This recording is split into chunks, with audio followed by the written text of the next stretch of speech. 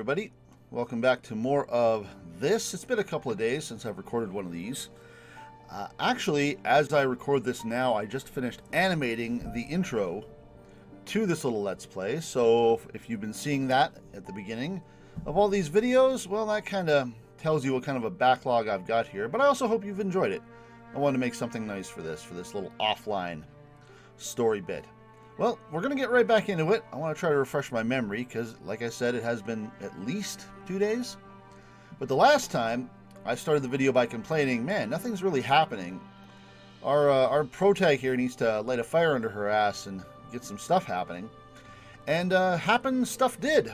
We've been assaulted outside our coffee shop by a poor frail woman who we are just meeting for the first time and maybe meeting for the last time in this video. We found out her name, we found out her cause of death, and we also met another fellow who's going to be very clearly in the antagonist role with Odette, literally threatening to kill babies in front of us if we don't tell him the information he wants. Not a cool dude, but he did get the rest of our lady's information. Keiko, I believe her name was. And he has all 3 of her cards. And we have all 3 of her cards because she confessed all the things in front of both him and us. So, yeah, we're probably going to be going into another election real quick here. And I'm curious how this is going to play out. I really don't think this is going to play out the way it seems like it's going to. Because on face value, it just seems like, well, Keiko's gone. Alan, I believe is his name. We don't know that as the pro tag, but we know him from the opening reel. Alan Scorpion is just going to vote her up like he voted up number 6. But I have a feeling something's going to change, or there's going to be a defense or an interference, or someone's going to use a rule to stop it, or maybe get rid of him if someone else has his cards. This is going to be our 3rd election. The first election we didn't even see. The second election we got walked through and it was pretty basic. I really doubt we're going to have another basic election. That doesn't seem like that's going to be something that happens as part of the story. It also occurred to me, I was talking before about the pro tag here, Rinka, and how she died, and things like train wreck or fire or whatever, and I guess that kind of explains why her card hasn't appeared, because they know that much, but now that I think about it, I guess none of those things were her cause of death. Her cause of death is probably bomb.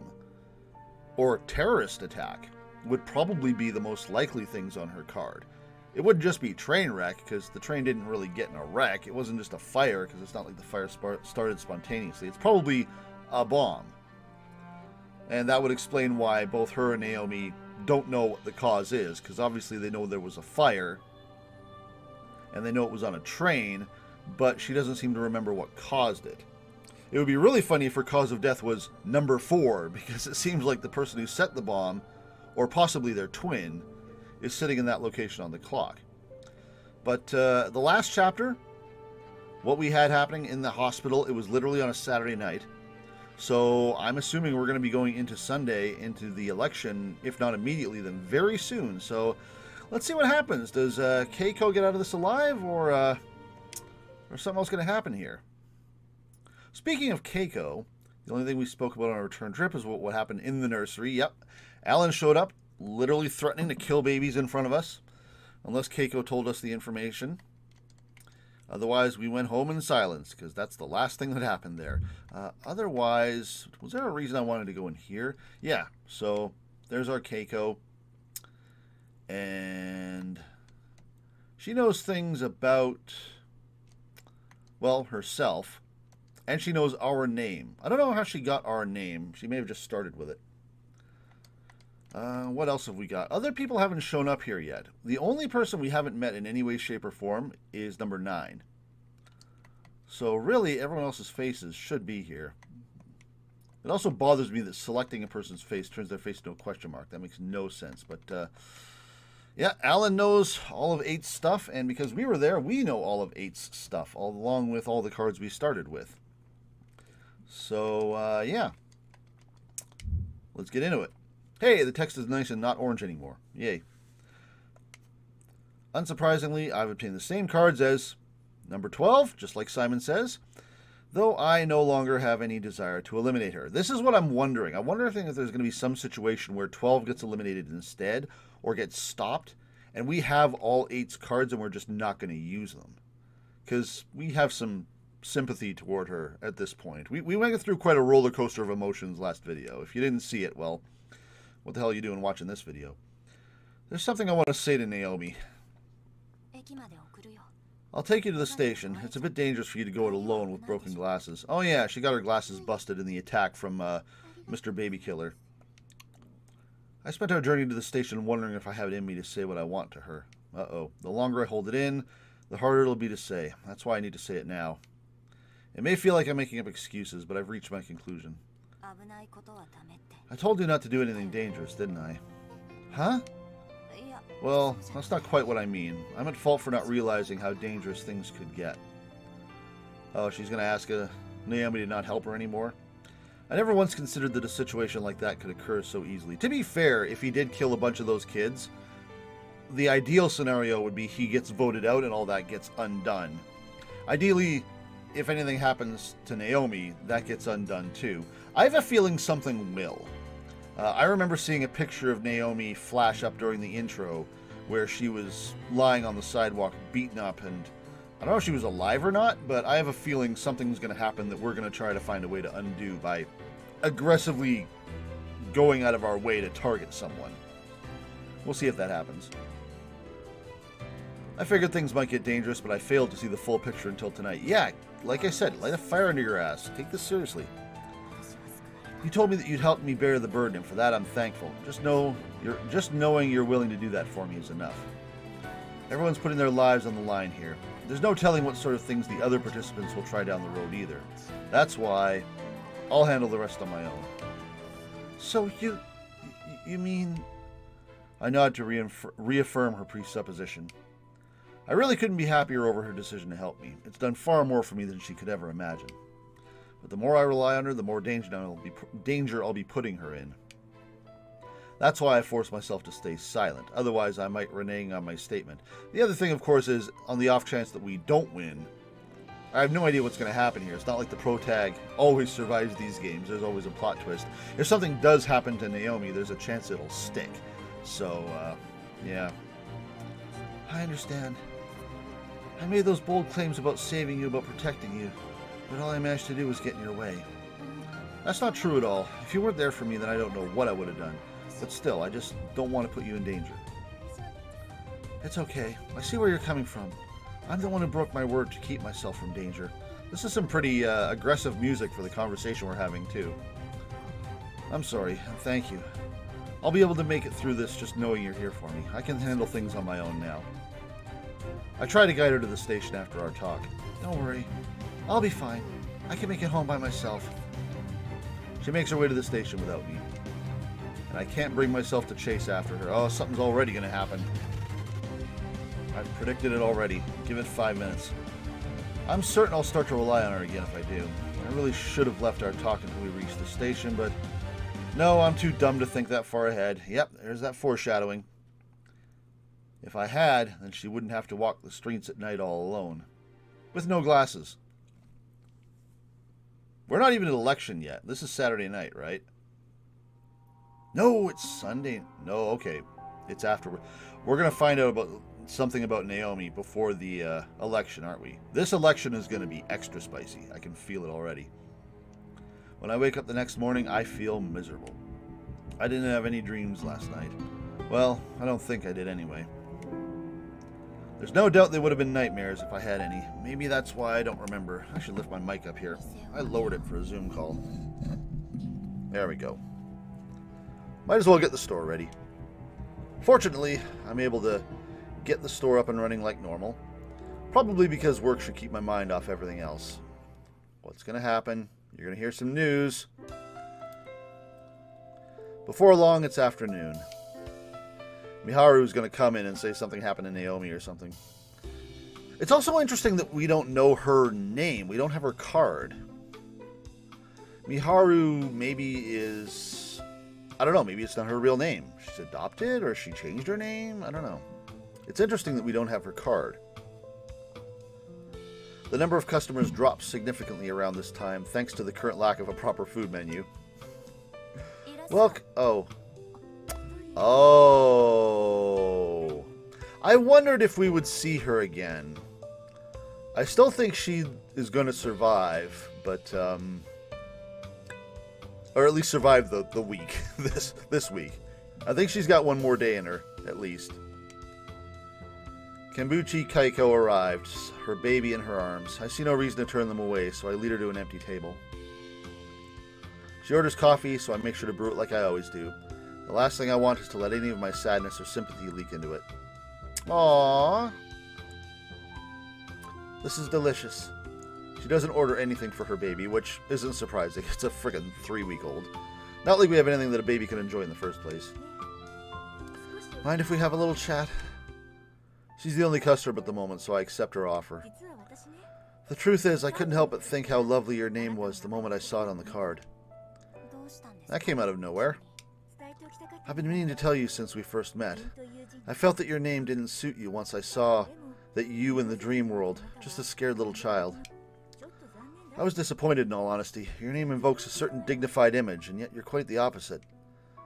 That's kind of annoying to hear, but I can't really argue with it. Yeah, this is a little bit of a backhanded compliment. Where's this going? I really must have looked helpless in the dream world.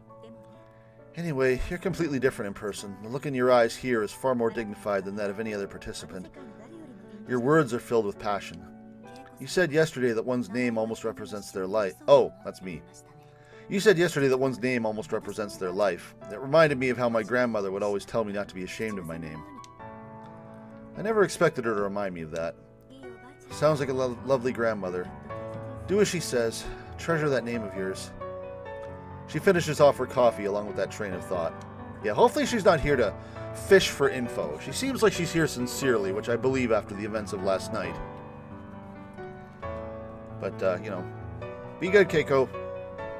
Well, I have a request of you. A request? Oh, does she want me to pass along the request of her name? Tell her husband if she dies tonight, which she probably expects to. Yes, I'd like for you to take this letter. I ask that you transcribe it for me, even though that sounds like a pain. It's a letter I wrote to my husband and my child, but it'll disappear if I get eliminated tonight. I included the appropriate address and name inside, so just send it there. If I do get eliminated tonight, then it'll have been 3 weeks since I died come Monday, no? The birth certificate needs to be filled out within 2 weeks after a baby's birth, so his name will likely have already been decided. Still, I'd like for them to understand my feelings for the matter. She avoids referring to Haruki by name for some reason.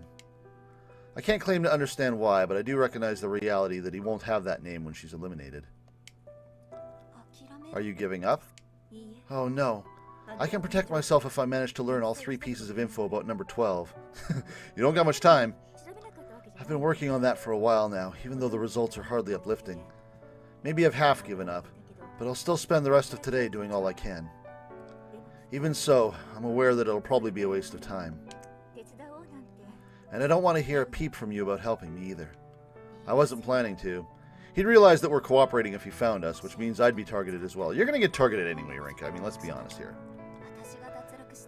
I mean, for all we know, Naomi's going to get threatened just the way the baby did.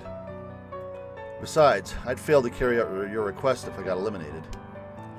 That's what I wanted to hear from you. Thank you. She reveals a satisfied smile before continuing. I'm not sure if this will make up for my actions, but I can tell you the one thing I did learn about him. Oh! There we go, now we know his name. His name is Alan Scorpion. He's a young business entrepreneur from India, having turned his parents' jewelry company into a global business just a few years after inheriting it. Finding that out wasn't too hard since I know his face. There's plenty of info about him on the internet even. By coincidence, I happened to spot a photo of him while thumbing through a magazine, although I'm sure it was taken long before Divine Selection started. Alan Scorpion. Still a really dumb name, so that's his name. Yes, that's all I can tell you though, especially since my elimination is not set in stone. There's also the fact that while I'm making this request of you, I'm also betting on you.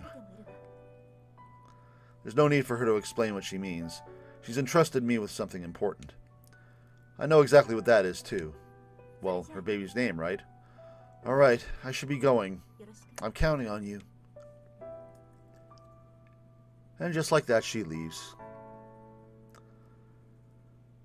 Yeah, it's an interesting... I like her. She was definitely panicky and then somewhat paranoid and conniving for a bit there, but now that she's just kind of broken past that, I mean, yeah, I like her.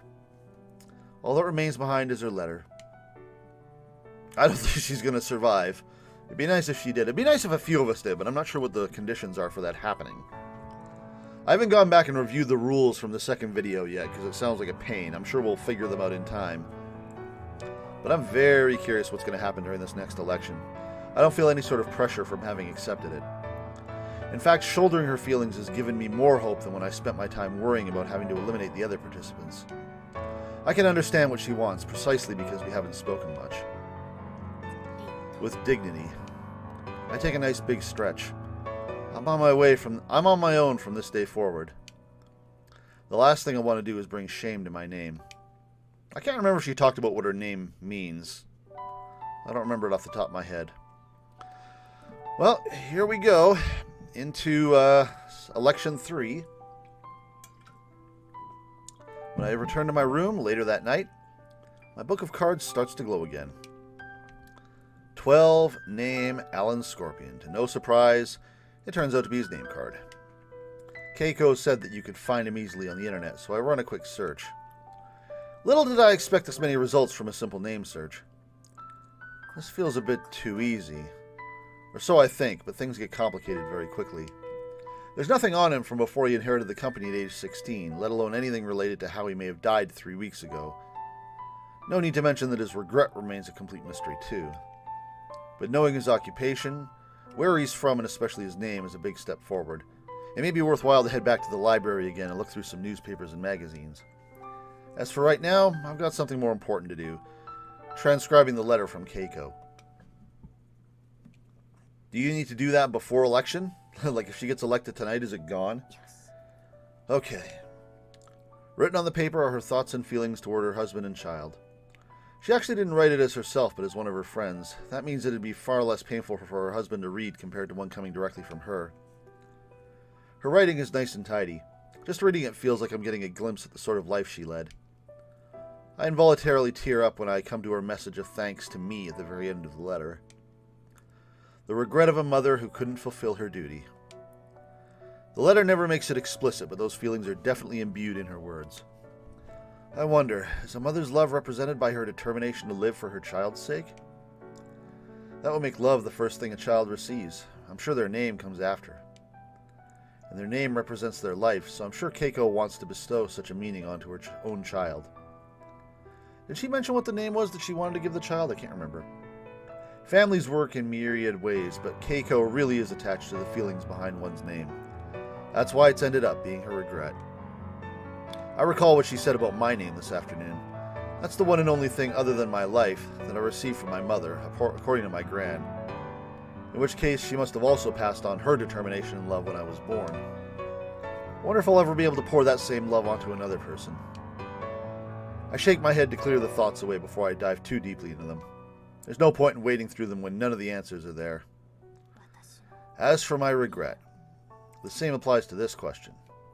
The reason I don't know my own regret is because I don't know myself well enough yet. Well, there's at least one person in this game that's even younger than you.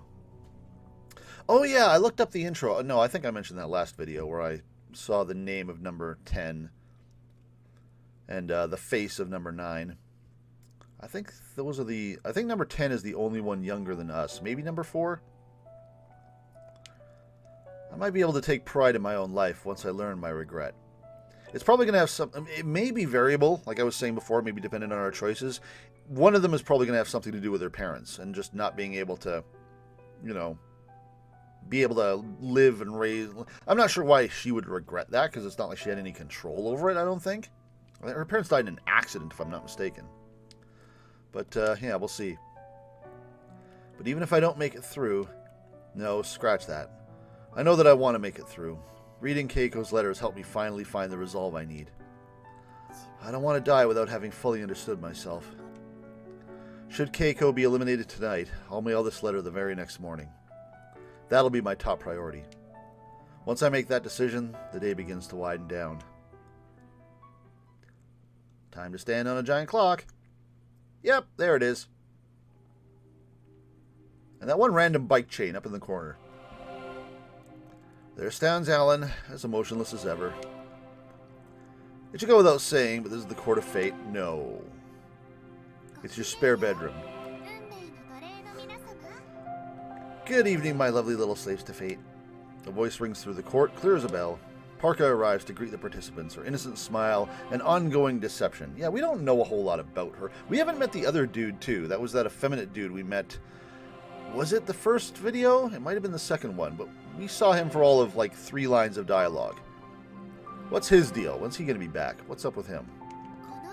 Tonight brings with it the 3rd round of Divine Selection. Things have been proceeding rather smoothly thus far, but will that remain the case for much longer? Oh, today's going to be fun. I can feel it. Girl 2. We know your damn name.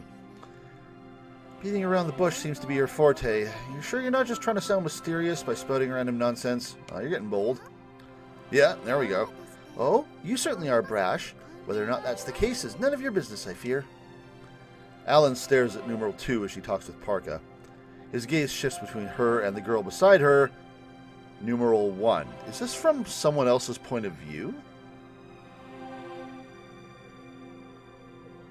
I'm getting talked about like I'm in the 3rd person. And of course, Miharu... Are we Keiko right now? I'm curious. He deduces that they are acquaintances, having noticed them conversing during the first night. Numeral 2 has proved to be far more wary than he imagined, with little to show from his information hunt on her. Meanwhile, number 1 is willing to risk herself for the sake of another participant. Or are we Parka? Eliminating her should prove to be an easy task. He has no doubts about that, and yet he finds himself curious about her. Are we Alan? She chose to stand in his way when he had Keiko cornered. We're talking about Keiko in the 3rd person too. Maybe Parka just knows everything. For reasons unknown even to him, the fire in her eyes back then was so... Very well then, allow us to begin tonight's election. Alan's train of thought is interrupted by the goddess's announcement. We're playing as Alan right now? Oh, that's going to be weird. Realizing that such thoughts are but a hindrance, he focuses instead on the matter at hand. Bravo, clock of fate. It's not really a clock. We're just counting down the people in a row. The clock's movements signal the beginning of this night's election process, and it starts with the numeral uno. We know who that is. The goddess claims that one's position on the dial provides neither advantage nor disadvantage, but Alan disagrees. So do I. Should 2 participants elect the same person, one can earn priority by revealing a card about one's self. Why would they want priority? Maybe it's so they can get a card? Because you get a card by eliminating somebody? Is that worth it? I'm not sure it is. However, the higher your numeral, the easier it is to prevent that situation from occurring. The only reason it takes such a risk is when one knows that the person they plan to elect is in a possession of what card one needs. Ah, well, that's fair. Some cards are going to be worth more than others. To that effect, as numeral 12, Alan feels that he has a significant advantage. Alan considers the idea that numeral 1 will opt to elect Keiko. There's no way that's going to happen. So we are playing as Alan. I wonder what kind of sort of insights. It reminds me of when we play as Nagito during a certain section of Danganronpa, where you just sort of get an insight into what a twisted mother humper he is. Now we're stuck with this dude. Should she be in possession of all 3 of Keiko's cards, she could create a situation where both she and Alan could elect Keiko. It would be a win-win situation for her, as it would result in either Keiko's survival or one of his personal cards being revealed. That's why he has no intention of electing Keiko should number 1 do so. The risk of being caught up in a simultaneous election far outweighs the benefit of gaining one of the cards Keiko possesses. I agree. He's well aware of his position within society, so he fully expects that Keiko has already discovered his name. It is likely that she's revealed this information in numeral 1 as well. However, his name is the only thing she should have been able to find out about him. As such, should numeral 1 have to eliminate Keiko, she will gain no new information about him. Crafty. I have no one to elect. No kidding. Who saw that coming? Numeral 1 passes on electing her. This comes as no surprise to Alan. In fact, the odds of this happening were far higher than the scenario he anticipated earlier. As the clock hand spins down... Oh, we're going to go all the way around the clock. I thought maybe some people had been making some moves and we'd get a surprise. If we spin all the way down to 12 and he elects Keiko, this is going to wrap up real fast, unless she actually has info on him somehow. Which I really doubt. Is this just going to be a regular old boring, get the F out of here? As the clock hand spins around, numeral 11, Odette, who had elected someone last time, passes as well. That woman happens to be the one he is most wary of. Yeah, these are the antagonists for sure. It is plain to see that she's a far cry from ordinary, not only due to that body of hers, but also because of her attitude. For instance, she blows him a kiss as the clock hand slows to a halt in front of him. This speaks volumes about her character. I won't allow myself to be provoked. He mutters under his own breath, preventing anyone from hearing him. And you, good sir? I elect numeral 8. He states his intention with apathy. In the next moment, the platform he stands on rumbles and begins to ascend. Is this just going to go? Both his and Keiko's platforms rise to the upper stratum. The goddess appears before them there, her face contorted into a wry smile. She's enjoying this. Keiko's composure serves as a bit of a surprise to Alan. Again, what can she do? I don't think she can do anything. The only thing she can do is block him with his cards, which I don't think she has. Come on, surprise me, game. Don't just let Keiko, get tossed. It is hard to believe that she could be so composed after the despair she put on display when he obtained her name card. Much like Ro before her, he expected to hear some emotional wailing. Do proceed. This marks Alan's second time electing someone, so he's acquainted with the process. Yeah, he's got to be on everyone's shit list at this point, right? Like, everyone's got to be looking at this guy and being like, okay, this dude needs to go. Once his cards have gathered in front of him, he has only to read out the relevant ones. But of all his current cards, those related to Ro have lost their glow. Well, you don't need them. Also, why do you have them? Her name is Keiko Kamabuchi. She died of a brain hemorrhage. I don't have a voice for this guy. Her cards react as he reads them aloud. Are you going to say the last one? Her regret is... See, we never saw this card materialize, did we? She's going to try to appeal. Because the book glowed when she mentioned her cause of death, but it never explicitly said so for the name. She may have just putting on an act. I can't imagine he wouldn't have checked. If that card isn't there, I'm going to be surprised, but that could be Keiko. Maybe she's more devious than we thought. We'll see how this plays, though. Hey, you know what it's like to have a family, don't you? Her question interrupts his process. Don't speak to me. Yeah, he has no patience for this. He's not going to be distracted by this. My son will live, so I'm not afraid of being eliminated. I didn't get to spend much time with him, but I was still able to become a mother. Maybe I won't be able to name him, but I'm sure he'll grow up to be strong even without that. After all, a name only represents one's hopes. It can't change their nature. I'm sure your parents named you, too. At the very least, quit involving anyone and everyone in your path of self-destruction. Do it for your parents' sake. She's calling him out. Does she have one of... Well, no, she knows stuff about him because she researched him. That doesn't mean she has other cards. You mean to imply that one can do something for the sake of those who have passed? Death is the end of one's existence. Nothing follows it. That's why those who live should do everything they can for their sake, and their sake alone. Alan finds himself infuriated by Keiko's words. His face may remain emotionless, but his eyes scream another story. I have no issue resorting to any means necessary, including killing babies, apparently, for my own sake, and to protect what's important to me. I care not for the consequences of my actions, nor for the people caught up in them. It's just that simple. I'm still trying to figure out if this dude is some sort of ruthless businessman, or if he's a criminal type like Odette. Again, he had no problem with threatening to murder children, newborn babies, so... Not to mention the fact that he, cleaned the clocks of like a dozen nurses, quickly, silently, like, I don't know. It'll be interesting to find out what this guy's deal is. His tone is bitter. While her words have riled him up, he never allows his emotions to slip off his tongue. He feels that he's handled the situation in a controlled manner. However, Keiko offers him a smile before continuing. You're pushing yourself, aren't you? Are you trying to do some psychological damage before you get out? Yeah, Alan's not having it. He's like, yeah, this conversation is nice and all. Your regrets your child's name, GTFO. He says this to cut her off.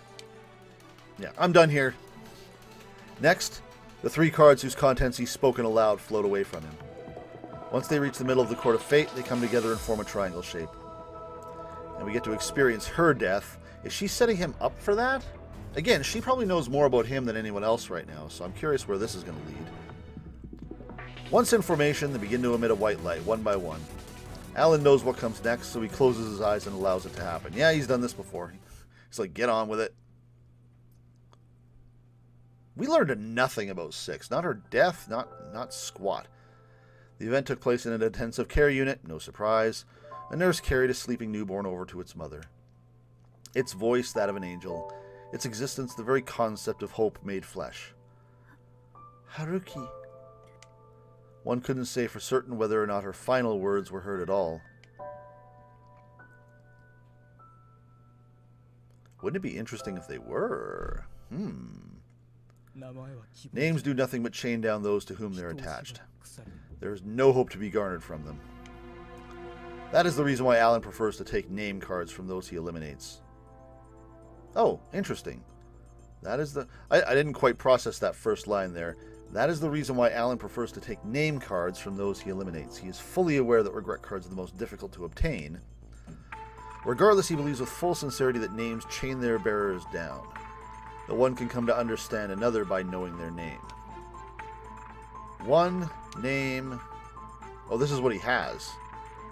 So he knows Federico's regret. Interesting. But he knows our name. And he knows the little girl's cause of death, number 10.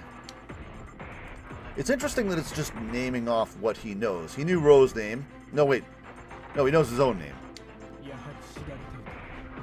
Oh, no. This is her cards. This is Keiko's cards. This is what's left over after she's passed on. So my name was known. However, sticking to his beliefs, he's already decided which card to take. Well, that's not good for us. Because now he has our name card. Huh. Well, that was less eventful than I thought it was going to be. But, nevertheless, still interesting. Numeral 12 returns to the court, having finished his election. He has to declare the card he took, too, so it's going to be our name. He chose to take my name card. Yep, he did do that, didn't he? Of all the options he had, Alan Scorpion purposefully took my name card. Keiko likely had cause of death and regret cards as well, so he must have gone with me because he's already met me in person. Well, we're back to Rinka's perspective, so no, that's not really true. I had the option of electing Keiko too. Had he still tried, I could have created a situation where either Keiko would survive, or he would have to reveal one of his personal cards. But I noticed an inherent flaw in the numeral system because of that. I can say for sure that he would never have elected her if I had done so. Why did he go for your name? It'll be fine. Yeah, now that we're back to Rinka's perspective, we're not Girl 1 and Girl 2 anymore. Miharu glares at him. I'd likely do the same if he'd gone for her name. But I'm not glaring. I pierce him with my eyes instead. Not only do I already know his name, but we've already met, and he also knows the area I live in. It was only a matter of time before he found out my name. Fair points. To my own surprise, I'm not shaking. His presence is as imposing as ever, but I can now stare him dead in the eyes without issue. It's my way of telling him, bring it on. The resemblance, truly striking. I don't bother to ask what he means by that. I can't say for sure whether or not he's shouldering a story of his own, but right now I have zero desire to exchange words with him. Does he know of our parents before they died? That could be interesting. Tonight's session resulted in one elimination. I want to see a session that results in more than one elimination. Shortly after, Parka brings an end to tonight's round. Third week achievement unlocked. 3 people down. Alan's a prick. I wake up feeling refreshed. I must have gotten a good night's sleep for the first time in a while. Okay, what happened to the letters? I'm assuming one's gone and the one we wrote is still here. Keiko has been eliminated, but I don't feel sad about it, just empty. My eyes wander over to my table. Both the letter I received from Keiko and the one I had written are both there. However, when I get up and take a closer look at Keiko's letter, its contents have vanished. Her actions during Divine Selection, as well as their effects, have been erased. I next checked my transcription of her letter and confirmed that it remains intact. This proves that those eliminated will be remembered by other participants, but their actions at large will be undone. However, not all traces of her actions have been erased. Yeah, there's some gray area here. The letter she gave me still being here proves that much. Had I been eliminated, chances are that my letter wouldn't have disappeared either, just what I had written on it. In other words, that goddess can't rewrite the world's events completely. That might explain why Naomi has a faint recollection of an event that is supposed to have been undone. That too. Speaking of Naomi, I'm curious to learn how much she remembers about Keiko. I can't bring myself to ask her, though. I'd rather she remained as uninvolved as possible. Miharu, Naomi... I end up shouting their names without thinking. I can't help myself, considering the circumstances. I grit my teeth and rush to get ready for school. School is not important. Oh. I come across Naomi right as I arrive at the school gate. It's a bit awkward seeing her now after what happened last week. Regardless, I try to act as I usually would and say good morning to her. Good morning. I'm going to start preparing for the Culture Festival today, so I had to come up with ideas for our signboard and decorations. You do not have spare glasses, and that's going to be a problem. Of course, I also plan on teaching everyone how to brew coffee. I can't say I'm too confident, but I'll do my best to teach them as well as you taught me. Promise me that you'll visit our room during the festival. Of course I will. I notice a remarkable difference she's made between Saturday and now. She seems to have changed her hairstyle as well. Really? A little bit? She's got a tiny little pigtail poking off there. Did you switch to contact lenses? I did. I actually wanted to make the switch for a while now, so my glasses breaking gave me a great excuse to do so. Okay, fair enough. After that exchange, we both made our way into the building separately. I know when I'm not wearing my glasses, I'm blind as a bat, so I can tell she's tiptoeing around what happened last week. Interesting that we had a perspective from Alan. Also, isn't this the hospital? Why are we coming back here? Are we going to see if the incident? Something else is on my mind all throughout the day at school. Has Keiko's son been born following her elimination? That's why I make my way to the hospital, figuring they will at least tell me that much. As it turns out, he has indeed been born, but at the same time, they inform me that Keiko passed away 3 weeks ago. With that knowledge gained, I take a seat in the lounge to collect myself. What's going to happen here? It's not easy to deal with learning that someone's died. When I sit down, a man wearing a suit and carrying a baby passes me. He must have just gotten it examined. Is this going to be the dad? Excuse me. Turns out it's Keiko's husband. Yep. Is he going to get a Sprite? I've never spoken to him before, but I summon the courage to do so now.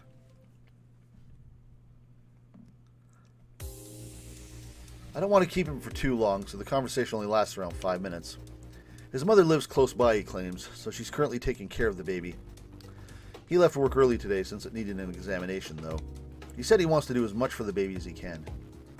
I was worried, considering what Keiko had said about her mother-in-law wanting to give the baby a more trendy name, but she actually sounds like a nice lady. The baby's name, however, really takes me by surprise. Wait, what? Kamabuchi Haruki. So maybe they did hear. Oh, now this... Kamabuchi Haruki. So they did hear her say the name as she passed away, and they honored it.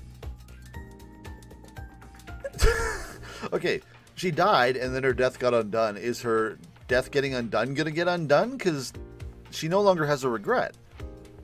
It would be funny if she showed up at Elimination next week. She's just like, yeah, I'm back. Huh. Or is this just a nice little pleasant end of the story, that the name will carry on. Through some miracle, he's ended up being given the name that Keiko wanted him to have. Keiko must have told her husband about the reason behind her naming choice while she was still alive. The K in Keiko represents a type of olive plant in China, as well as Japan's katsura trees. I have no idea what a katsura tree is. Her name is in reference to how pleasant smells are associated with sincerity. Not only that, but also because her parents wanted her to be as healthy and sturdy as a katsura tree, which her mom is not. Having remembered that after Keiko's death, her husband told her mother that he wanted to decide on the baby's name himself. He wanted to give the child a name linked to trees like his mother, but couldn't think of anything appropriate. Because he wanted his son to be straightforward and earnest, he decided to use a kanji for tree, and then added Haru at the beginning, since the child was born in spring. Thus, Haruki. I think back to what Keiko had written on her letter. So, they didn't hear her say it as her final words when she passed away. It's just a ridiculous coincidence. I never was as healthy and sturdy as they hoped, but the desire to be so remained in my heart until the very end. Names represent a parent's hopes and dreams for their child, so please, treasure the name you've been given. I make my way back to Lion House once our conversation ends. I wonder if she already sent the letter. I can't sit and twiddle my thumbs anymore. From here on out, I need to act with dignity. I wish they would remind us what her name means, because if they told us, I straight up forget. 3 days have passed now since Keiko's elimination. In terms of information, I've done squat. I plan on doing more research on Alan, but finding the time has proved difficult considering I can't just close the store. Yes, you can! You can close the store and you can stop wasting your time going to school and you can do things. Time isn't the only issue either. There's also the fact that I just plain suck at doing proper research. I'm aware that I can't let things go on like this. Right. I decide to close the store and head to the library for a bit today. I can look for business reports and interviews that involve him, maybe. I have to force myself not to consider how much easier it would be if Naomi were with me. Something's gonna happen to her. After closing up the store and before going to the library, I come across an unexpected scenario. Well, butts. Are we gonna meet number 9? A lone girl is lying on the pavement. Looks like she's passed out. Is that gonna be Naomi? No, it's number 10. Oh, we have a choice. That is number 10. I recognize her. I'm pretty sure that's number 10. This seems like a trap. I don't trust her. Never trust little girls in anime games. They're either villains or gods. Yeah, I recognize you. Am I going to note that I recognize you, or am I just going to be an asshole and walk away? She's just having a nap. She's just having a nap, Rinka. Leave her be. I'm going to pick this. We'll come back. We'll try. There's an achievement in this game for picking all the options anyway, so I'm not sure how I'll ever address that or if I'll bother. There's a bunch of endings to this game, so we may end up doing another playthrough that's a little more of a supercut, but I'm going to leave her be for now. My utmost priority right now is ensuring that I survive divine selection. That's why I can't do anything to bring attention to myself. Even so, I can't just leave someone collapsed on the street. There's no need for me to directly get involved either. So I take out my phone and attempt to contact the police. Yeah, she's not going to like that. Oh, you didn't trigger my trap card. She hums a noise to emphasize that she's staring at me to get my attention. Yep, okay, you do recognize her.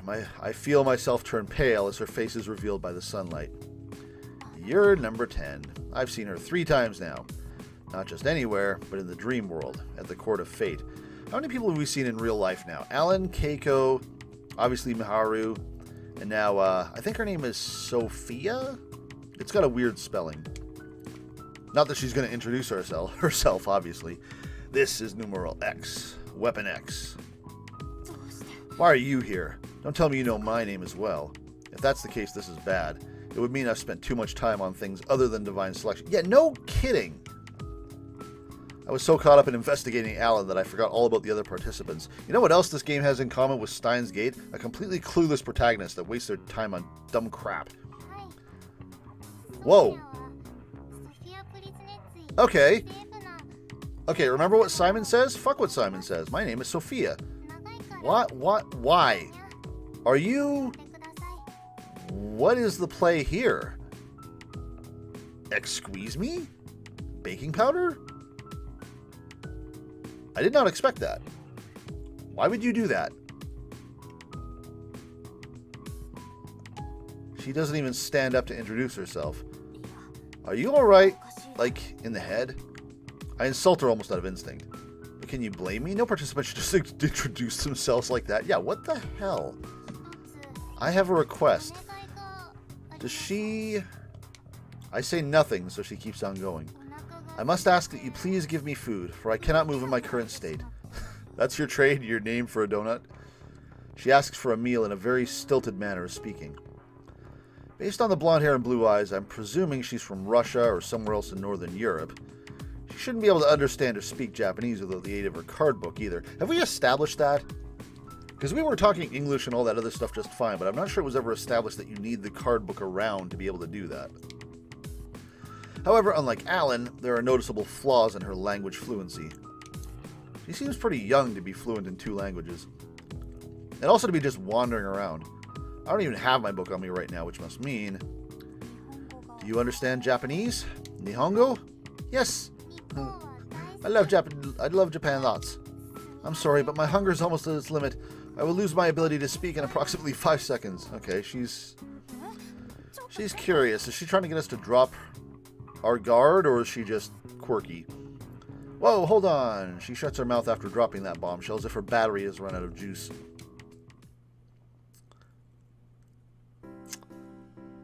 Man, the participants just love to come here for lunch. We're just going to have a party one day. Parker's going to be like, hey, can we have Divine Selection at your place? You've got the best pastries. I do feel sorry for her, so I end up taking her to a nearby family restaurant. Okay, this looked a little bit different. We're at Denny's or something. There's plenty to eat at Lionhouse, but letting another participant in probably isn't the smartest course of action. Thus, I brought her here instead. Alright, good. Using your head. I'm shocked to learn that she seems to have told the truth about her name. I checked my book before leaving, and lo and behold, I've obtained a new card. She hasn't uttered a single word about her food-related shutdown, after her food-related shutdown, so I ordered her some spaghetti bologna and Salisbury steak. Bolognese? That's not how you spell bologna. Bologna. Those seem like safe bets for someone her age. When the food does arrive, Sonia's body shoots up straight as an arrow. Rub-a-dub-dub, thanks for the grub. I thought you were unable to speak. I run on food. Fork's in her hand immediately. She ignores my reaction and proceeds to dig in. I figure she'll go hog wild, but nope, she takes the time to wrap the pasta around her fork. She even uses the knife and fork to cut the Salisbury steak. What is the play here? What is going on? Like, surely she targeted us, specifically. She knows who she's in front of. She knows she shouldn't be giving us her name. She's not going to be like, well, of course she knows. She's seen us 3 times like we've seen her. She even finishes off all the corn that comes on the side without issue. What's more, she eats all the pasta without splashing any sauce. Hard to believe that someone who just collapsed from hunger could be such a dainty eater. Delicious! Japanese food is truly exquisite.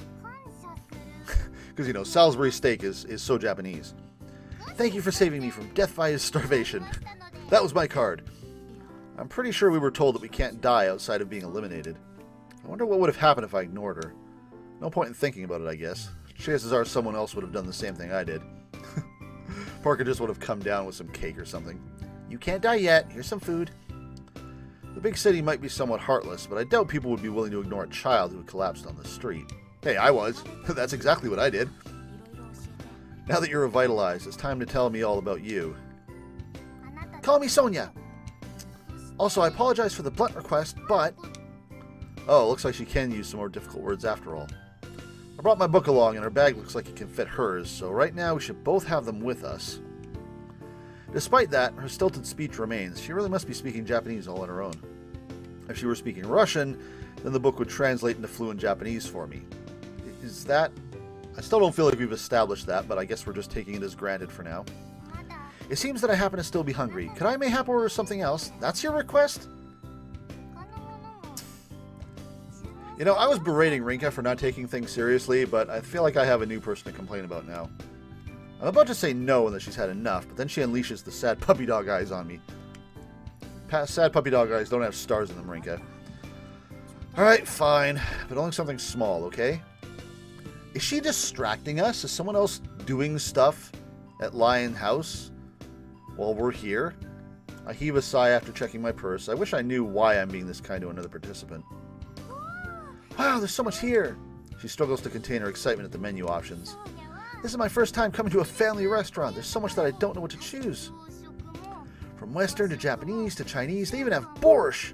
Now I think I am curious about Japan's take on my homeland's food, so she is Russian.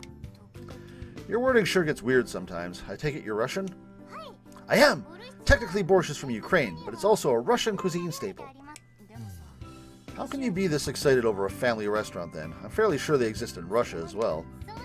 I rarely get to leave the house, you see. Also, I've decided I will have the... This girl's just trolling me at this point. The Nigatorodon, Oyakodon, and Katsudon. Okay, that's not a small order. Not going for the borscht, huh? Hang on, are you sure about this? You're gonna get a ton of rice. Wait, no. I don't remember saying you could get 3 more entrees. Am I not allowed? She tilts her head and rubs her stomach. Just make sure you eat all of it.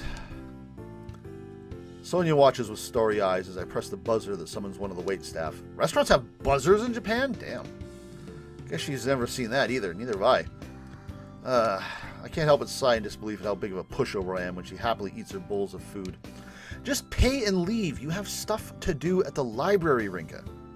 I really am an easy target, aren't I? Yes! It could be all part of her plan, too. Yep, she uses the fact that she's a kid to lure me in a false sense of security, and then takes advantage of it to get all sorts of info out of me. Granted, I don't get that impression from her whatsoever, especially when she's the one who's revealed her own information to me. I sigh again, this time in regards to how confusing the whole situation is. My head hurts. Yeah, is this a play? There's no way there isn't something ominous about this. There's gotta be. Sonia is very much in the driver's seat right now, and the motivation for doing so seems curious. Now I'm stuffed. Thank you for the food. Maybe she trusts us because of what we did for Keiko, but how would she know about that? Maybe she has been eavesdropping. She cleaned out all 3 bowls without skipping a beat. You can use chopsticks too? Yes, I love Japan, so I studied lots about its culture and language. I'm aware that Japan is the land of samurai and magical girls. It would be my pleasure to meet them someday. Incidentally, my young miss... Okay, stop. You're definitely not calling me that. I can't tell you my name either, so just how about sis? Very well, sister. I have another request to make of you. Okay, is this a serious one, or just pie? I decide not to bother pointing out that I told her to just use sis. I'm guessing your request is for some dessert? Just like Psy'Min says. Fine, but promise me we'll talk once you're done. Yes, I promise! Oh, let me press the button, though. She ends up getting both a parfait and a cake for dessert. How can she fit all that into her tiny body? Watching her eat makes me want to get something for myself, so I order a small parfait. Okay, real talk time, sister. What's going on? I gotta end the recording soon. Delish! She gives me a thorough review of her dessert after obliterating it. I'm amazed she finishes both of hers before I do mine, even if I am taking it slow. That should be enough, right? I make it obvious that it's time for her to talk. She may be a kid, but this is still a negotiation. I give her food in exchange for her telling me what's going on, why she was collapsed outside Lion's house, and why she revealed her name so readily. Very well. My name is Sophia Presnes blah blah blah. Way too long, so call me Sonia. We know this already. Yeah, we did that part already. Your reactions are fun, sister. Are you messing with me? But your voice is also scary. What do you mean, also? What else about me is scary? Your face! I thought you looked scary from the moment I first saw you. So she says with a bright and beaming smile. In all honesty, I'm aware that I can look pretty scary at times, but being told that to my face kind of hurts. Some of us have a resting bitch face. Right, that's enough of changing the subject. I'm sorry, I just wanted to talk more because you're a kind person, but that was perhaps rude of me. Not to worry, though. The next participant to be eliminated will be me. Okay, so that's why she's readily offering her information? She keeps her smile, but something about her looks sad when she says that.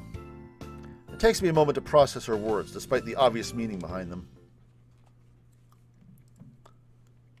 Has Alan been after you? I'm not sure how this situation has come about. Is she entrusting something to us as well, like Keiko did?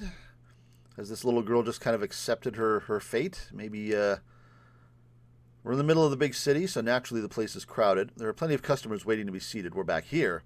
Oh. In other words, the staff kindly asked us to leave after a while. Yeah, we can't loiter. Even though Sophia bought, like, half the menu. Even though we're in the middle of a conversation. And paid, like, 10,000 yen for our lunch. I still haven't fully digested what she means, either. That's why. Wow, this is a very nice store. I end up taking Sonia with me back to Lion House. It's the only place I can think of where we're able to sit down and talk. Sonia looks like a middle school student at best, so I doubt much harm can come from this. There's also the fact that the police might have stopped us somewhere. Hard to avoid suspicion when a girl in her school uniform is walking around with a foreign child at night. Really? Aw, we haven't seen Leth in a while. It's a kitty cat! You really do know some random words. Didn't realize you were here at length. I didn't hear what she said. Has she been mixing Russian with Japanese? I didn't hear her say Neko. Feels like I haven't seen Leth in a while, actually. I know it's been fine, since it still made sure to eat the food I leave out for it. Ah, she did say Neko. Wait. Look, Passazur, it's a cat? Do you have something? What's Passazur? Oh, stuffed. Passazur is in reference to Sonia's stuffed animal. It's one of those small plushies you find in toy stores. They fit nicely into your hand. This one's a bear, so it might be appropriate to call it a teddy bear. That was a heck of a CG for one frame. How's that gonna factor things? Sonia is poking and prodding Leth with it. It'd scratch me up if I tried to do the same, considering his personality, but right now it's sitting back and taking it despite its obvious displeasure. I wonder if it realizes it's dealing with a child. Oh well, let me get some milk for you. And some for me too! Yeah, hold your horses. At least I can go about things at my leisure since we're in my house. I place Sonia's share on the table and Leth's bowl underneath. Once she sits down, I take the seat across from her. Leth waits no time in diving into the milk once finally free of Sonia's grasp. Every time I say Sonia, it reminds me of Danganronpa as well. We keep having these allusions to other games, but now we've got a literal name of another character. And she's also a foreigner. I guess it really didn't enjoy that experience. Let us continue with where we left off. She places both of her hands on the glass and takes a sip. No, she doesn't. She clenches them, like she's trying to take a poop. You can tell she was raised to be a proper lady based on how she handles things like that. Like Sonia. I thought the same back at the family restaurant. I nod as a means to urge her to continue. She almost seems like a different person compared to how she was messing around with Leth. I meant what I said. You believe me, yes? That's why you brought me here. I will tell you all about me. Why? What is the reason? But first, I would like to know, please. Why do you believe me? Where is this going? What is the motivation for this? Well, let's see. There's not much for you to gain by saying that after revealing your name to me. That, plus it doesn't seem like you were fishing for info on me. It's not like I trusted her out of instinct, and certainly not because she's a kid. That's why I took a detour on our way back here. There could have been someone following us on the off chance that she's cooperating with other participants, so I wanted to make sure of that first. Yeah, wise. Sorry to say this, but I don't flat out trust you. Logic only dictates that you weren't lying. I only trust in myself. Despite your appearance, you're a kind person. You could have left that first part out. Oh, kitty cat, starry eyes. Just as we're about to get into the thick of it, Leth meows and lies down under the table. I assume it feels satisfied after having its milk. Sonia watches it curl up with a smile on her face. We had a cat at my house, too. I was always too ill to leave, so it was one of my few friends. The others were books, the internet, and my teddy bear. Yes, you see, my cause of death was illness. I can go into further detail if you wish. Why are you just... Why? That's all right. I'd rather hear more about you. Keep going. While not enough to create a new card, I still opt to listen to her life story instead. The fact that she's telling me this means she's fine with revealing her cause of death. Again, why? She really is convinced that she'll be the next person eliminated, but why? Much like you, Divine Selection has given me another brief chance to live my life. I told Papa and Mama about it, and they became convinced when they realized that I was feeling much better than usual. However, my condition will likely be the way it was before, even if I do survive these 12 weeks. I won't make it much longer either way. Oh, that's sad. She just feels like she's not going to live much longer even if she does win. So you don't think surviving would also cure you of your condition? Yes, that is what I believe. I kind of wonder how number 5 feels about this too, because 5 is the old dude. I mean, he doesn't have much longer to live either. He may die of old age before natural selection. Well, no, okay, he can't do that, literally. Park has said so, but he's going to win and then fall over the next day. That's why I don't mind losing. So long as I can experience as much of the outside world during this time that I can, I'm happy. From what I learned about the world at home, Japan caught my interest the most. That's why I wanted to experience its culture. Not the ninja and samurai, but Japan as it is now. I was rather excited when I obtained my card book. Japan's anime holds a special place in my heart, and in one magical girl anime, the girl transformed and fought using a book and cards similar to these. Not being able to experience the outside world is my regret. That's why I want to do so now. Well, she's just being right up front about it, aren't she? Her words trigger my own book lighting up, creating a new card. Sonia smiles when she sees that happen, but unlike her smile in the family restaurant, there's an echo of sadness within it. Her childlike innocence clashes heavily with her mature realization that she's just come a step closer to being eliminated. After observing the situation for a while, we finally decided to take a family trip to Japan together. Am I going to take her out as sort of a mercy killing by her request? Because I don't think Rinka would actively go out of her way to use these cards in the same way that she didn't actively go out of her way to eliminate Riko. But then if we eliminate her, are there going to be 2 eliminations next time, like I was thinking? After observing the situation for a while, we finally decided to take a family trip to Japan together. Papa and Mama may forget about our trip once I'm eliminated, but at the very least I want to make the most of my remaining time. Oh, this is sad. You're alone right now, so I assume something happened with them? Yes, that's right. While we were observing the situation, those with my name card were also watching us. Uh-oh. Maybe her parents are being held hostage and she wants to be eliminated to save them as well. While we were observing the situation, those with my name card were also watching us. Why is it plural? Is that Federico and Odette? Because those are the only ones we know are working together. They had set a trap for us the moment we landed by means of our taxi. A trap? Yes. They posed as taxi drivers and threatened to kill Papa and Mama if I didn't tell them all my information. Well, you're out. The worst possible situation springs to mind when I hear that. Naomi. What have I been saying? It sounds exactly like something Alan Scorpion would do. Also that. It's going to be sharp. It's going to be number 11 and number 3, right? No. Her denial only serves to worry me more. Yeah, there's other people who are crafty. All it means is that there are others willing to resort to the same methods as him. I knew it. It was numeral 3 and numeral 11. Those two are working together. Oh, those two. Have you met them before? Not outside of the dream. I shake my head in response. Numeral 3. We have his name. Federico Carmenaty. I ended up with his name card during the initial distribution. Having seen him in the dream world multiple times, I know he's tall and slender. How did you fall for that trap? Wait a minute. Because you know what they look like. They must have just caught your parents while you weren't around. Because you know. As for numeral 11, she's the one responsible for eliminating number 7. Much like Alan, her eyes are as frigid as they come. She's the one who got rid of Ro. Those two working together definitely comes as a surprise. I figured I would have the advantage against numeral 3 because I have his name card, but if he's with her, that's no longer the case. Realizing that, I've interrupted her. I apologize and wait for her to pick up where she left off. I told him everything to save Papa and Mama, but the man said it wasn't enough. He wanted to know about the other cards I held too. I happen to have one of numeral 11's cards, her regret card. Oh! So I looked her in the eye and said that I could tell him, but it would lead to bad results for them. I expected her to get angry, but she just laughed. So they don't know it. Well, no, she should know her own card. Damn, she's got more guts than the old geezer despite her age. That's what I'm talking about. Talking about Ro there. I can't believe Sonia threatened me, you know? Geez, if she wants to see the world, maybe I'll let her after showing that kind of bravado. Say what you will, but I like this kid. Yeah, Odette likes to She likes to be a little more free about that stuff than Alan. Alan is like, shut up. Just give me your cards. And Odette's like, I like this kid. Let's let her go. Number 11 was apparently full of cheers. She praised Sonia for her rebellious act. She had a condition, though. Sonia wasn't allowed to be with her parents until her last day, as a means to prevent them from trying anything.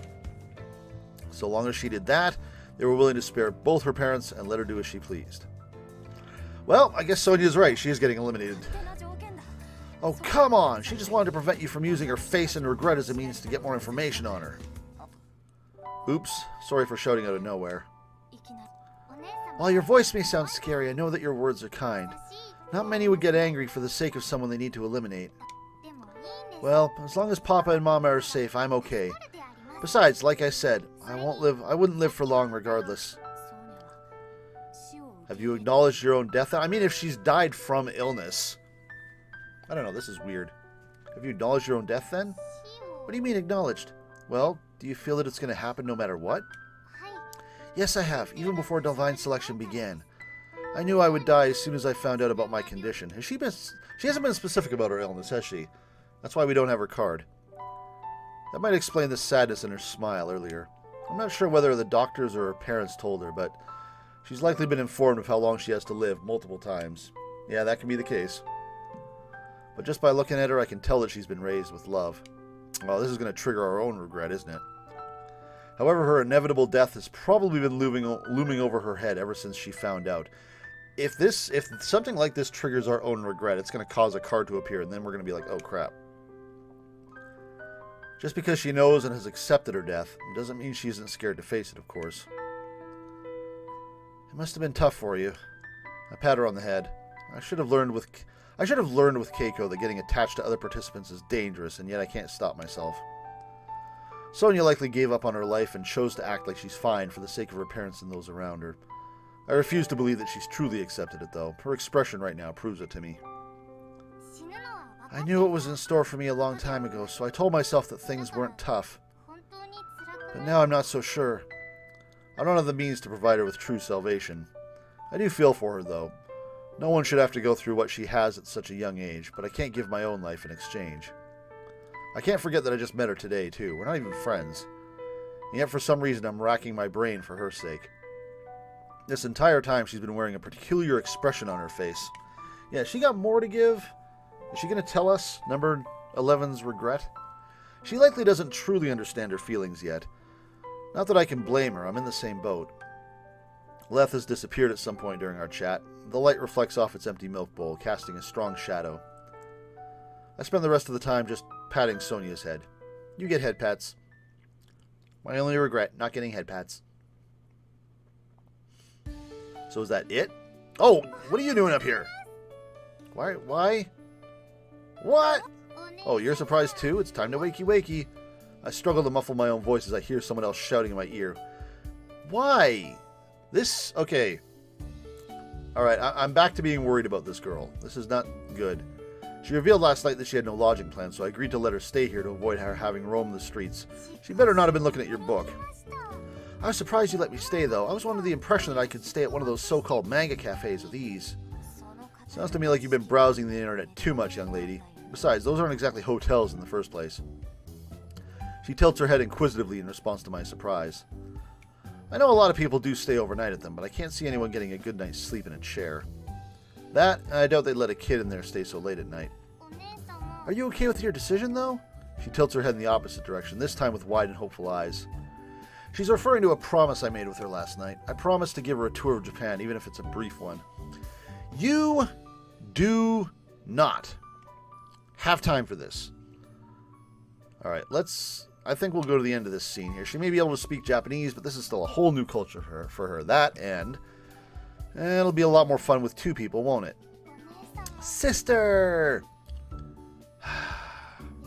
I'm glad I came across someone as kind as you. That alone makes coming to Japan worth it. Save that for after you've made some good memories. Don't forget that we're staying within Tokyo. There's good meaning behind doing this during Divine Selection. Is there? So long as I survive, her memories and experiences here in Japan won't disappear. Oh, and don't forget that I've got to go to school, so we need to meet at Shinjuku Station in the evening. Understood. She smiles and raises an arm in the air as part of her enthusiastic reply. If only I'd realized that If only I had realized then what it was she kept hidden behind that smile. Yeah, here we go. Here's what the foreshadowing again. Okay. That's our cliffhanger. If only I knew. If only I knew. If only I knew. Where are we at? We're going to save that data. If only I knew. What's hidden? What's hidden? We're going to find out next video. Interesting. Interesting. I kind of like where the Sophia or the Sonia character is going right now. Or at least where it was going. What's hidden behind the smile? That's curious. Is it all a story? If it is, she's a good liar for a 10-year-old. What could the possibilities be? Well, I guess we're going to have to find out next video, as will you. I'm going to go ahead and wrap this up. Look forward to that. Make sure that you, like the video. Helps me out. Leave a comment, subscribe, all that good stuff. If you want to know what's going on, make sure you're following on Twitter and the live streams on Twitch and all that good stuff. Take care. I will see you next time. Thanks for watching.